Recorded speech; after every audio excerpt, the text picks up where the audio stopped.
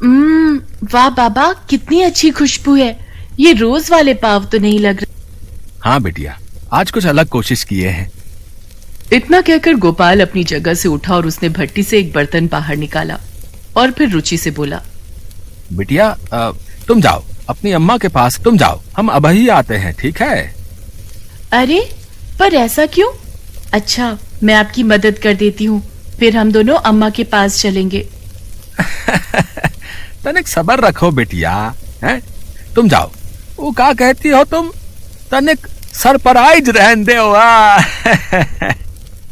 अच्छा तो मैं जाती हूँ, पर आप देर मत लगाना, जल्दी से लेकर आना जो भी बनाया है। इसके बाद रुचि वहां से चली गई और घर की रसोई में जाकर अपनी माँ काशी को सब कुछ बताने लगी। गोपाल कई सालों से ये काम करता रहा था। उसने अपने छोटे से घर में ही एक भट्टी तैयार कर रखी थी, जिसमें वो हर रोज ताजे ताजे पाव बनाकर उन्हें बेचा करता था। गोपाल को अपने काम से बहुत प्यार था। वो ना तो मेहनत से चूकता था और ना ही कुछ नया आजमाने से, और ऐसा ही कुछ वो आज भी कर रहा था। अम्मा देखो देखो, बाबा आ गए। देखा, मैंने कहा था ना कमाल की खुशबू है। हाँ बिटिया, बिल्कुल सही बोली थी तुम। सच में खुशबू तो गजबे है। जल्दी से दिखाओ जी, क्या बना के लाए हो। इतना कहकर काशी उस प्लेट को लेने के लिए आगे बढ़ी जो गोपाल के हाथों में थी और एक दूसरे बर्तन से ढकी हुई थी। लेकिन तभी गोपाल ने उसे रोकते हुए कहा, अरे अरे जरा थम जा काशी, हैं? हमने इतनी मेहनत से बनाई है ये खास चीज। अब ऐसा करो, तुम दोनों आंखें बंद करो पहले। हाँ ओफो बाबा, अब बस भी करो, लाओ मुझे दो। इतना कहकर रुचि आगे बढ़ी और उसने गोपाल के हाथों से वो प्लेट छीन ली और तुरंत ही उसके ऊपर का ढक्कन हटा दिया। अरे वाह बाबा, ये तो पेस्ट्री है, कितनी प्यारी लग रही हैं। सच में बाबा, इन्हें देखते ही खा जाने का मन कर रहा है। तो खाओ, अब काहे का इंतजार है भाई, हैं? गोपाल के ऐसा कहते ही रुचि और काशी ने फौरन एक एक पेस्ट्री अपने हाथों में उठा ली और पलक झपकते ही दोनों ने अपनी अपनी पेस्ट्री भी खत्म कर दी। अरे खाती ही रहोगी या कुछ बताओगी भी? बोलो कुछ, हमने और भी बनाकर धरी है, बिक तो जाएंगी ना। अरे बाबा, हाथों हाथ बिकेगी। आपकी पेस्ट्री जितनी अच्छी दिखती है उससे भी ज्यादा स्वाद है इसमें। क्यों अम्मा? हाँ जी, 16 ने सच बोली है बिटिया, ये पेस्ट्री तो बहुते बढ़िया बनाई आपने। पेस्ट्री ना अम्मा, पेस्ट्री बोलते हैं इसे। ये मान लो कि छोटा केक ही है। मैंने अपनी दोस्त शालू के घर पर खाई थी एक बार। शहर की बहुत बड़ी दुकान से मंगवाई थी उसने। एक पेस्ट्री पूरे 10 रुपए की पड़ी थी। हाय मेरे भगवान, इतनी महंगी? क्या आप भी इतने की ही दोगे जी? अरे ना ना काशी, बिटिया जिस दुकान की बात कर रही है उस शहर में है भाई। वहां तो बड़े बड़े बावर्ची लगे होंगे, बड़ा नाम होगा उस दुकान का। उनसे हमारी क्या बराबरी भैया, बताओ। नहीं बाबा, मैंने वो शहर वाली पेस्ट्री खाई थी और वो आपकी पेस्ट्री के सामने तो कुछ भी नहीं थी। बहुत सख्त थी खाने में, और ऊपर की क्रीम भी उतनी अच्छी नहीं थी, और खुशबू तो बिल्कुल थी ही नहीं उसमें। मुझे तो लगता है कि आपको अपनी पेस्ट्री शहर से भी महंगी बेचनी चाहिए। ना बेटिया ना, ये तो साफ साफ बेईमानी होगी। सच बताएं तो इतना कोई खर्चा भी ना लगा। पाव बनाने का सामान तो था ही पहले से, वही काम आ गया। बस कुछ एक सामान ही लाना पड़ा अलग से। हमारे हिसाब से 3 रुपए की एक पेस्ट्री बहुत है। देख लियो जी, एक बार दाम तय कर दिया तो फिर जल्दी बदल ना पाओगे। हाँ काशी, पता है। और सच में यकीन करो, हमारा 3 रुपए की एक बेचेंगे तो भी अच्छी बचत हो जाएगी। इसके बाद गोपाल हर रोज की तरह अपने बनाए सामान की टोकरी लेकर गांव के बाजार में पहुंच गया। लेकिन इस बार बेचने के लिए इसके पास पाव के अलावा पेस्ट्रीज भी थी, जिन्हें लेकर वो काफी घबराया हुआ था। लेकिन फिर बाजार पहुंचते ही, अरे गोपाल, आज पाव कुछ अलग तरह से बनाए हैं क्या? खुशबू कुछ अलग है। ला तो जरा 6 पाव बांध दे। साहिब, एक खुशबू पाव की ना है, इनकी है। कुछ नया आजमाए हैं। लीजिए, खाकर देखिए, अच्छी लगे तो ही खरीदिएगा। वो गांव का सबसे अमीर आदमी लाला लालचंद था, जो हर रोज अपने घर के लिए गोपाल से पाव खरीदता था। और उस दिन जैसे ही उसने गोपाल की बनाई हुई पेस्ट्री चखी तो उसे वो भी बहुत पसंद आई। अरे वाह वाह गोपाल, है बहुत ही बढ़िया है ये तो। कितने की दी? 3 रुपए की है मालिक। क्या इतनी महंगी? ऐसा क्या है भाई, पाव तो तू 1 रुपए का देता है, फिर ये इतनी महंगी क्यों? मालिक, इसे बनाने में सामान थोड़ा ज्यादा लगता है और फिर अपने पूरे गांव में इन्हें कोई और बना भी तो नहीं पाता। शहर से लाके खाते हैं लोग, और शहर में तो ये 10 रुपए की एक बिकती है। अच्छा, तो तू यहाँ गांव में रहकर शहर से बराबरी करेगा है? देख गोपाल, तेरे भले के लिए बोल रहा हूँ, इतना मत उड़। मेरी मान तो 1 रुपए की ही बेच, फिर देखना कैसे धड़ाधड़ बिकेंगी तेरी पेस्ट्रियां। और रही बात लागत की, तो आगे से कुछ कर लेना जुगाड़। अरे थोड़ी और छोटी कर देना। देख ले भाई, मुझे तो ना लगता कि यहाँ गांव में कोई तुझे इनके 3 रुपए देगा। लाला की बात सुनकर गोपाल सोच में पड़ गया। उसे खुद पर पहले से ही विश्वास कम था, ऊपर से लाला ने उसे और डरा दिया था। गोपाल को हर हाल में अपनी सारी पेस्ट्रीज उसी दिन बेचनी थी, क्योंकि उन्हें स्टोर करने के लिए उसके पास फ्रिज भी नहीं था। तो आखिर में लाला की बात मानकर गोपाल ने अपनी पेस्ट्री का दाम बिना कुछ सोचे समझे कम कर दिया, और उसी समय से वो 1 रुपए की एक पेस्ट्री बेचने लगा। सबसे पहले लाला ने अपने घर के लिए पेस्ट्रीज पैक करवाई, और फिर देखते ही देखते बाजार में मौजूद सारे लोग गोपाल के पास आने लगे, और कुछ ही देर में गोपाल की सारी पेस्ट्रीज बिक गई। गोपाल खुशी खुशी घर पहुंचा और उसने काशी को सारी बात बताई। ओहो, तुम न जी 1 नंबर के भोलू हो। वो लाला 1 नंबर का मक्कार है, उसके कहने में काहे आ गए? अरे 3 रुपए की बेचते तो भी आराम से बिक जाती तुम्हारी पेस्ट्रियां। और अगर ना बिकती तो? देख काशी, ज्यादा लालच ठीक ना है। लाला जी सही बोल रहे थे, 1 रुपए की पेस्ट्री बेचकर भी काम चल जाएगा। हाँ, वो तो कह रहे थे कि आकार थोड़ा छोटा कर दूं, लेकिन हमें लागत है कि उसकी भी जरूरत ना है। अब तू ये सब बातें छोड़ और चल थोड़ी मदद कर दे, कल के लिए और ज्यादा पेस्ट्री बनानी है। और इसके साथ ही वो हुआ जिसकी खुद गोपाल को भी उम्मीद नहीं थी। गोपाल की 1 रुपए की पेस्ट्री का पूरे गांव में ऐसा हल्ला मचा कि अब हर कोई उन्हें खरीद कर खाना चाहता था। हालत ये हो गई कि अब गोपाल को पेस्ट्री बेचने के लिए बाजार तक जाने की भी जरूरत नहीं थी। लोग खुद ही उसके घर आकर उसकी पेस्ट्रीज खरीदने लगे, और 1 रुपए की पेस्ट्री बेचने के बावजूद गोपाल खूब तरक्की करने लगा।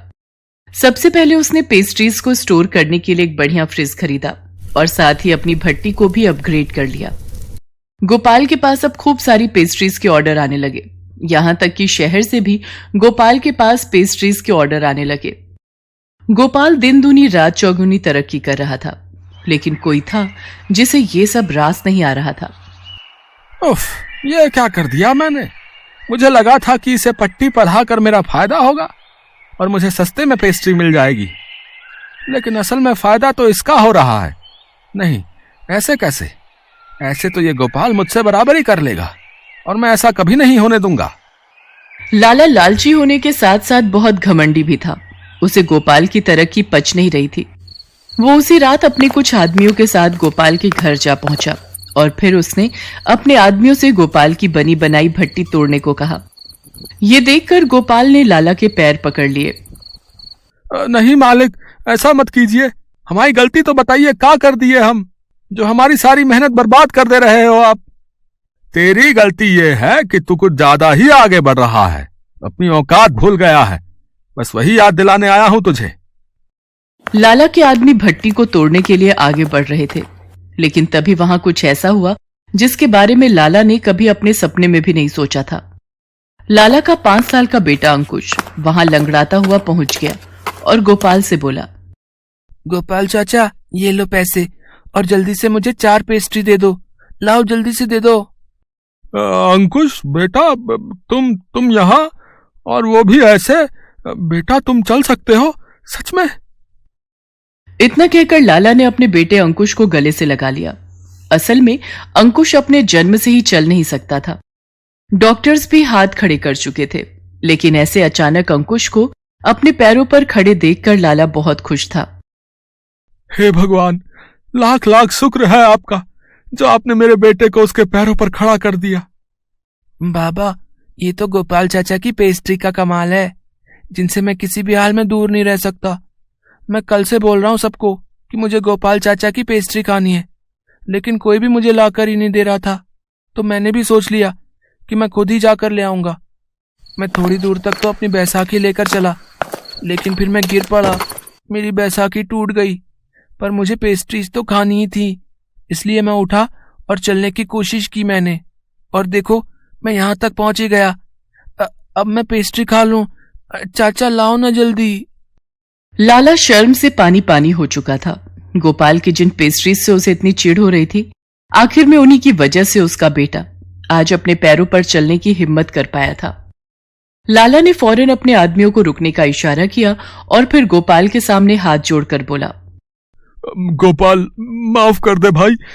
आज अगर तेरी ये भट्टी मुझसे टूट जाती तो सबसे बड़ा नुकसान मेरा ही हो जाता, लेकिन अब मुझे पता है कि मुझे क्या करना है और कैसे करना है।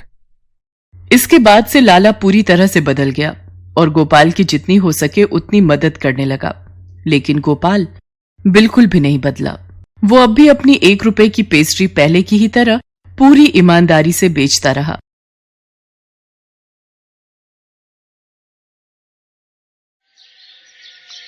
रामनगर का एक छोटा सा गांव था।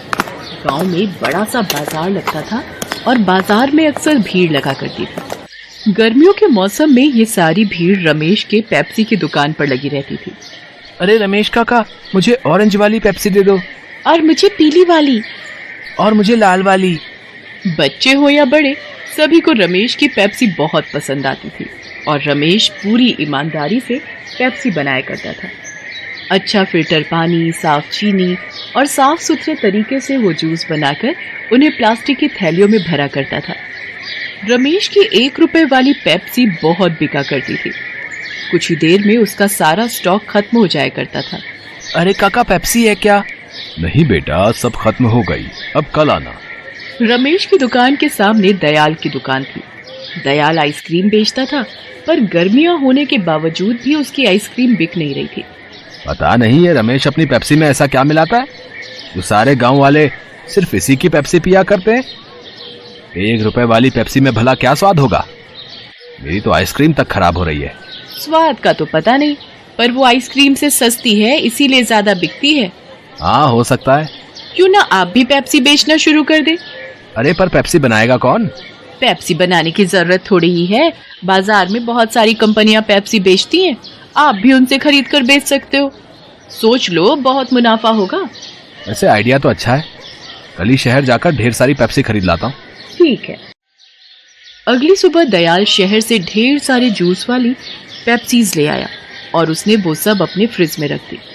अच्छा किए, अब एक बाहर बोर्ड लिख दो कि यहाँ पेप्सी मिलेगी। ठीक है। दयाल एक बोर्ड पर लिख देता है कि यहाँ पेप्सी मिलेगी और ये बोर्ड अपनी दुकान के बाहर लगा देता है। कुछ देर बाद ये बोर्ड एक छोटे बच्चे ने पढ़ा। यहाँ पेप्सी मिलेगी। काका, कौन कौन से कलर है? सब कलर है, तुम्हें कौन सी चाहिए ये बताओ। मुझे तो एक येलो वाली और एक ऑरेंज वाली चाहिए। दयाल ने चिंटू को 2 पेप्सी के पैकेट थमा दिए। चिंटू वहीं खड़े खड़े पेप्सी पीने लगा। ये तो बढ़िया है, मजा आ गया। ये लो एक और पेप्सी मेरी तरफ से फ्री। जाकर अपने दोस्तों को भी बताना कि मेरी दुकान पर पेप्सी मिलती है, ठीक है? हाँ हाँ काका, जरूर बताऊंगा। और दयाल का ये फंडा काम कर गया। चिंटू दौड़ते हुए अपने गांव में गया और कुछ देर बाद अपने कुछ दोस्तों के साथ लौटा। यही वो दुकान है, मुझे भी 2 ऑरेंज वाली चाहिए और मुझे 3 लाल वाली। दयाल ने सबको पेप्सी दे दी और बस तब से कई लोगों ने दयाल की दुकान से पेप्सी खरीदी। आज तक गांव वालों ने बस रमेश की पेप्सी चखी थी, पर आज उन्हें कंपनी का स्वाद भी अच्छा लगने लगा था। अरे वाह, ये काले रंग वाली पेप्सी तो मैं पहली बार पिया हूँ। और भी काफी फ्लेवर है, नींबू पानी, काला खट्टा, ऑरेंज, रोज। वाह भाई वाह, अब तो रोज अलग अलग फ्लेवर चख सकते हैं। दयाल की पेप्सी बेचने की वजह से रमेश की दुकान पर ग्राहकों की कमी हो गई थी। मुझे थोड़ा सब्र से काम करना होगा। दयाल ने नई नई पेप्सी बनानी शुरू कर दी है, इसलिए गांव वाले उसकी दुकान पर जा रहे हैं, पर मुझे यकीन है कि वो सब लौटेंगे। रमेश अपने आप को तसल्ली दे रहा था। अगले कुछ दिनों तक दयाल की दुकान पर पेप्सी के लिए लोगों की भीड़ लगी रही। और यहाँ रमेश का धंधा मंदा था। गांव के मुखिया रमेश की दुकान पर आए। क्या हुआ रमेश, आज कुछ परेशान लग रहे हो? अब क्या बताऊं काका, दयाल शहर से पेप्सी लाकर बेच रहा है। अब मेरे ग्राहक कम हो गए हैं। कोई बात नहीं, ये तो बस कुछ दिनों की ही बात है। कोई भी नई चीज के पीछे ये गांव वाले दौड़ पड़ते हैं। तू तो जानता ही है, सब्र रख, सब ठीक हो जाएगा। मुझे यकीन है तेरी पेप्सी शहर की कंपनी वाली पेप्सी से तो अच्छी ही होगी। अच्छा एक काम कर, मुझे 50 पेप्सी दे दे आज। शहर से मेरा पोता पोती आ रहे हैं। ठीक है मुखिया जी। रमेश ने मुखिया जी को 50 पेप्सी दे दिए और वो खुशी खुशी वहां से चले गए। रमेश अब भी दुखी था। मुखिया जी अपने घर पहुंचे और उन्होंने अपने पोते को एक पेप्सी दी। पापा, ये पेप्सी वगैरह अच्छी नहीं होती, इनमें इतनी मिलावट होती है जिससे बच्चे बीमार पड़ जाते हैं। बेटा, ये पेप्सी हमारा रमेश खुद बनाता है, बिना मिलावट, साफ ढंग से। इसे हम कई सालों से पी रहे हैं, अब तक तो कोई बीमार नहीं हुआ। दीजिए। मुखिया ने एक पेप्सी अपनी बेटी को दी और उसने वो चखी। वाह पापा, ये तो बहुत ही अच्छी है। मुखिया जी के घर आए हुए सारे मेहमानों ने वो पेप्सी पीना शुरू किया और कुछ ही देर में सारी पेप्सी खत्म हो गई। पापा, आपने ये कहाँ से ली? मैं थोड़ी और ले लेती हूँ। बाजार में तुझे रमेश की दुकान दिखेगी, जिसमें बड़ा फ्रिज होगा, उसी की दुकान से। मैं लेकर आती हूँ। बाजार पहुंचकर गीता दयाल और रमेश की दुकान में उलझ गई। उसे समझ नहीं आ रहा था कि वो कौन सी दुकान है। शायद जिस दुकान पर भीड़ लगी है मुझे वहां जाना चाहिए। गीता दयाल की दुकान में गई। जैसे ही दयाल ने फ्रिज से पेप्सी के पैकेट निकाले तो गीता ने मना कर दिया। नहीं नहीं, मुझे ये नहीं चाहिए। पर अभी तो आपने 20 पेप्सी मांगी। हाँ, पर अब ये केमिकल वाली नहीं चाहिए। वहीं खड़े एक आदमी ने गीता से पूछा, बहन, इस पेप्सी में कौन सा केमिकल है? ये पेप्सी शहर की कंपनियों में बनती है। वहाँ इन्हें बनाने में कई सारे केमिकल्स डालते हैं जो हानिकारक हैं और जिससे बच्चे बीमार पड़ सकते हैं। अगर ऐसी बात है तो तुम यहाँ पेप्सी लेने क्यों आई हो? मैं तो यहाँ वो पेप्सी लेने आई थी जो इसी गांव में बनती है। अच्छा, तो आपको रमेश भाई की पेप्सी लेनी है? उनकी दुकान सामने है। गीता वहाँ से चली गई, पर आसपास के लोग शहर की केमिकल वाली पेप्सी की बातें करने लगे। गीता ने रमेश की दुकान से पेप्सी खरीद ली और वो घर चली गई। केमिकल वाली पेप्सी की बात गांव में आग की तरह फैली और सारे माता पिता ने अपने बच्चों को दयाल की दुकान से पेप्सी लेने से मना कर दिया। आज से दयाल काका की दुकान से पेप्सी मत लेना। क्यों माँ? क्योंकि उसमें ढेर सारे केमिकल हैं। तेरी तबीयत खराब हो जाएगी, फिर तुझे सुई लगेगी। ना बाबा ना, मुझे नहीं लगवानी सुई। लोगों को रमेश की अच्छाई समझ आ गई और एक बार फिर रमेश की पेप्सी बिकने लगी। दयाल की दुकान से कोई भी पेप्सी नहीं खरीद रहा था और थक हार कर दयाल ने पेप्सी बेचना ही छोड़ दिया। गीता ने पूरे गांव को बीमार होने से बचा लिया और अब सब कुछ पहले जैसा हो गया। हेलो दोस्तों, कैसे हैं आप सब? हमारी कहानियाँ देखने के लिए हमारे चैनल को सब्सक्राइब कीजिए और हाँ, बेल आइकॉन पर क्लिक करना मत भूलिएगा।